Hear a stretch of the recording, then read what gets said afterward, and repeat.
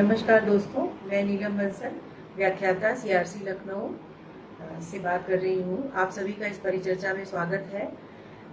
इस आजकल जैसे कि आप सभी लोग जानते हैं कि कोरोना नामक वैश्विक महामारी हमारे पूरे देश में और विदेशों में सर्वत्र फैली हुई है, जिसके कारण सभी लोग बहुत परेशान हैं और हर तरफ लॉकडाउन है, हर तरफ सभी चीज़ें बंद हैं, जो स्पेशल बच्चों को समझाना काफ़ी कठिन है। छोटी छोटी चित्रों के माध्यम से या छोटी कहानियों के माध्यम से आप उन्हें लॉकडाउन के बारे में समझा सकते हैं। जैसा कि आप ये देख रहे हैं कि ये मास्क है, तो ये लगाना अनिवार्य होता है अगर हम बाहर जा रहे हैं तो। दिव्यांग बालकों को यह समझाना बहुत कठिन है कि ये लगाना, मास्क लगाना हमारे लिए कितना अनिवार्य है। ये मास्क लगा करके हम बच्चों के साथ बाहर जाते हैं तो हो सकता है वो बच्चे इस मास्क को बार बार निकाल कर फेंक दें। तो इस कंडीशन में हमें उन बच्चों को बहुत ज़्यादा डांटना नहीं है, बल्कि उन्हें समझाना है कि कोरोना एक इन्फेक्शन वाली प्रॉब्लम है जो मास्क हटाने से या बहुत सारी चीज़ों को छूने से हो सकती है। इसके अलावा हमें उन्हें ये बताना है कि किसी भी ऑब्जेक्ट को पब्लिक प्लेस पे जाकर के टच नहीं करना है, और यदि गलती से वो किसी भी चीज़ को टच कर ले रहे हैं, किसी भी दुकान पे किसी खिलौने को या किसी भी आइटम को टच कर ले रहे हैं, अगर स्पर्श कर ले रहे हैं, तो फिर हमें उसको तुरंत उस हैंड वॉश करना है या उसमें हमें सैनिटाइजर यूज़ करना है। इसके साथ साथ हमें ज़रूरी हो जाता है कि हम बच्चों को ये समझाएं कि अभी इस स्थिति में हमें घर पर ही रहना है, क्योंकि घर पर रहना ही सेफ है, तभी हम संक्रमण से बच सकते हैं। तो इसके बारे में हम बात करेंगे कि हम बहुत सारी स्ट्रेटजीज उनके लिए फॉलो करें, जिससे कि वो बच्चे बहुत सारी चीज़ें सीख भी सकें और उनके पेरेंट्स घर पे रहने से परेशान भी ना हो। तो सबसे पहले हमारा टारगेट ये होता है कि हम उनको एक्टिविटी ऑफ डेली लिविंग सिखाएं, यानी कि दैनिक जीवन में उपयोग होने वाली सारी क्रियाओं का हम उनको घर पर ही प्रशिक्षण दें। जैसा कि आप सभी जानते हैं कि बच्चों को कॉम्बिंग, ब्रशिंग, ये सारी ट्रेनिंग हमें देनी पड़ती है। तो अगर हम ब्रशिंग करना बच्चे को सिखा रहे हैं तो प्रॉपरली ब्रश को होल्ड करना, पेस्ट अप्लाई करना, पेस्ट का ढक्कन लगाना, पेस्ट को वापस से बंद करना, इसके अलावा ब्रश को लेना हाथ में, उसको मुंह में अप्लाई करना। इस तरह से हम ब्रशिंग की एक्टिविटी को छोटे छोटे स्टेप्स में डिवाइड कर लें, और जहाँ जहाँ पे भी जरूरत हो बच्चे को शारीरिक या सांकेतिक सहायता भी प्रदान करें। इसके अलावा हम बच्चे को खुद ब्रश करके भी दिखा सकते हैं, जिससे वह सीख पाएगा कि हाँ, ब्रशिंग की स्किल को वो किस तरह से सीख सकता है। इसके अलावा हैंड वॉश करना, जैसा कि आप सभी जानते हैं, इस समय बहुत आवश्यक हो गया है। तो सोप को अप्लाई करना, उसको हाथ पर लगाना, फिर उसके अलावा फिंगर्स में उसको अप्लाई करना, पूरे हाथों पर लगाना, और फिर पूरी तरीके से हाथों पर सोप को अप्लाई करना, देन फिर उसको पानी से वॉश करना। ये पूरी स्किल को बहुत सारे छोटे छोटे हिस्सों में डिवाइड करना होगा, तभी हमारे बच्चे इस पूरी स्किल को समझ पाएंगे और इसकी उपयोगिता को भी समझ पाएंगे।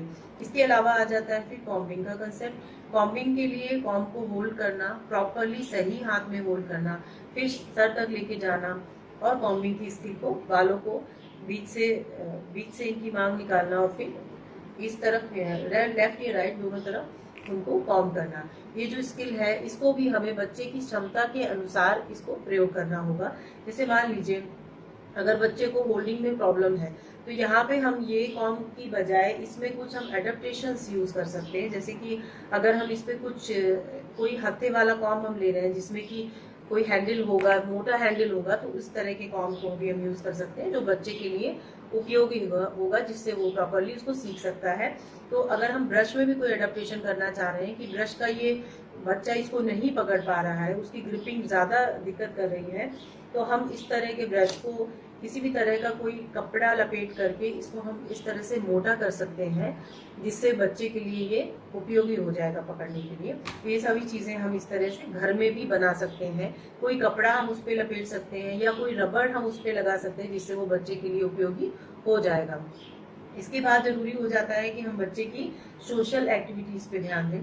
सोशल एक्टिविटीज, जैसा कि आप सभी जानते हैं, इस समय कोरोना के टाइम में बच्चों को पार्क या किसी भी पब्लिक प्लेस पे जाने का बिल्कुल भी अलाउ नहीं है। तो यहाँ पे हो जाता है कि हम अपने बच्चों को घर में ही सिखाएं। हो सके तो कोई कमरा या कोई कोना उनके लिए as a play area develop कर दें। वहाँ पे ये जरूरी हो जाए कि उनके खिलौने या कुछ उनकी पसंद की चीजें वहाँ पे रखी हों, और उनका वहाँ पे जाने का अगर समय भी निश्चित हो तो ये और भी अच्छी बात है। आफ्टर दैट वो अपने खिलौने वहाँ पे खेलें, उनके साथ में बहुत सारी चीज़ें सीखें। उनके लिए वहाँ पे बहुत सारे सेंसरी आइटम्स भी आप रख सकते हैं जो उनको मोटर्स को सीखने में भी हेल्प करेंगे, मोटर डेवलपमेंट में भी उनको सहायता करेंगे। इसके साथ साथ वहाँ पे फाइन मोटर और ग्रॉस मोटर रिलेटेड एक्टिविटीज भी हम बच्चों को करवा सकते हैं, जैसे छोटे डब्बों को खोलना या छोटी बॉटल्स को खोलना, उनके ढक्कन को पकड़ना या किसी बॉल को पकड़ना या बॉल को थ्रो करना या किसी भी तरह के इस तरह के ऑब्जेक्ट्स को पकड़ना, इस तरह की होल्डिंग करना या इस तरह के ऑब्जेक्ट्स को पकड़ना, उठाना या मांगे जाने पर कोई ऑब्जेक्ट देना या लेना। इस तरह के बहुत सारे फाइन मोटर और ग्रॉस मोटर रिलेटेड एक्टिविटीज भी हम बच्चों को करवा सकते हैं।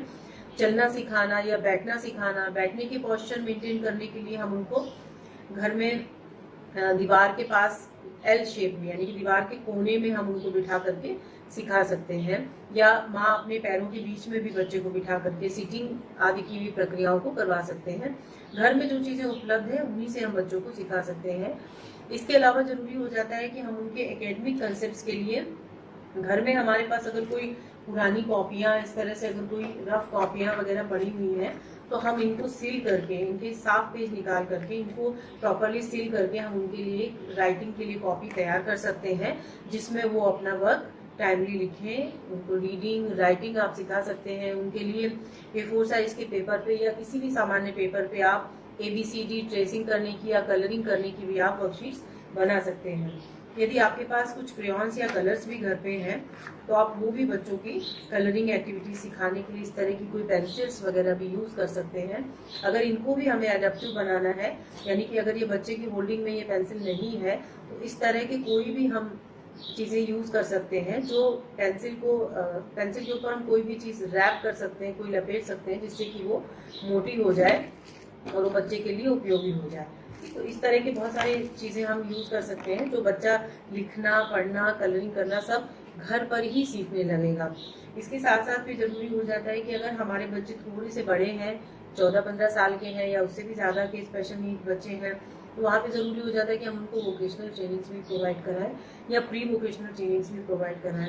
इसके लिए आवश्यक है कि हम उन बच्चों को उनसे संबंधित लिखना, उनका नाम लिखना, उनका एड्रेस लिखना, इस तरीके से उनको सब, अगर अच्छा उनका एकेडमिक लेवल है तो चीज़ों की लिस्ट बनाना, इस तरह के बहुत सारे छोटे छोटे हम उद्देश्य उनके लिए बना सकते हैं जिसपे हम काम कर सकते हैं। उनको घर से संबंधित बहुत सारे काम हम सिखा सकते हैं, जैसे सैंडविच बनाना है या कोई नमकीन किसी को सर्व करके देना है। अगर बच्चे की क्षमता बिल्कुल सही है, अगर वो गैस वगैरह के काम कर सकता है तो, अगर वो गैस के काम नहीं कर सकता है तो बहुत सारी सूखी कामों में भी आपको किचन की वो मदद कर सकता है। तो ये सभी चीजें बच्चों को हमें सिखानी पड़ेंगी, क्योंकि ये कोरोना का जो समय है बहुत ही कठिन है हम सब के लिए, और बच्चों का घर पे मैनेजमेंट करना और भी कठिन है।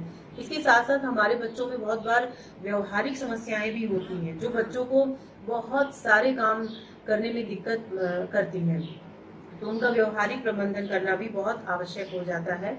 जब भी बच्चे इस तरह का कोई बहुत ज्यादा व्यवहार, आक्रामक व्यवहार प्रदर्शित करें तो आवश्यक हो जाता है कि हम उनके मैनेजमेंट को करें, उन्हें देखें कि वो कौन सी चीज़ है जो उन्हें परेशान कर रही है, उनके स्थान पर परिवर्तन कर सकते हैं या हम उनको कोई अच्छी दूसरी क्रिया में लगा सकते हैं जिससे उनके व्यवहार का परिमार्जन या समस्यात्मक व्यवहार से हमें मुक्ति मिल सकती है। इस तरह सभी स्ट्रेटजीज को अगर हम फॉलो करेंगे तो हमारे बच्चे बहुत अच्छे से अपना काम कर पाएंगे।